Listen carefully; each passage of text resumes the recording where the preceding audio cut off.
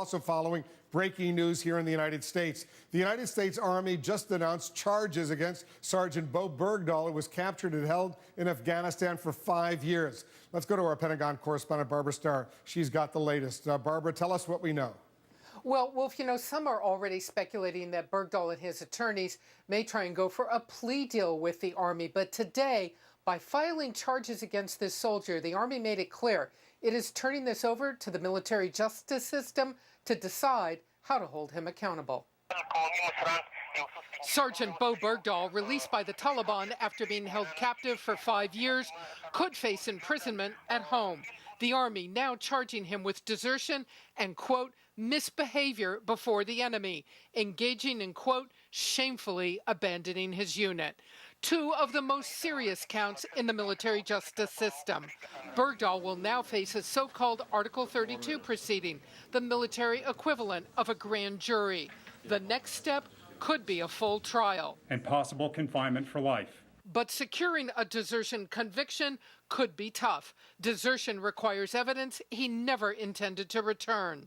Desertion would imply that he would actually be working with the enemy and that he had a preconceived plan to go and join enemy forces. So that's going to be a lot more difficult to prove. Especially difficult given what National Security Advisor Susan Rice said after Bergdahl was traded for 5 senior Taliban prisoners who were held at Guantanamo Bay. He served the United States with honor and distinction, and we'll have the opportunity eventually to learn what has transpired. I miss them, and I'm afraid that I might never see them again. Just hours after U.S. commandos got Bergdahl back in exchange for the so-called Taliban 5, President Obama appeared in the Rose Garden with Bergdahl's parents, the commander-in-chief welcoming a soldier home. He wasn't forgotten by his country, because the United States of America does not ever leave our men and women in uniform behind. But Bergdahl's former team leader saw a very different soldier.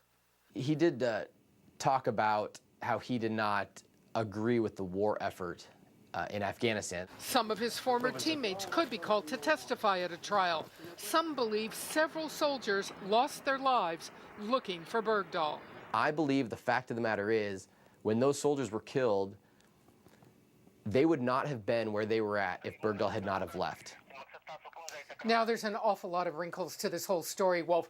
As a matter of standard procedure, Bergdahl accumulated his back pay during the 5 years he was gone. But now, if he is convicted, if he faces other disciplinary action, he likely will have to forfeit it.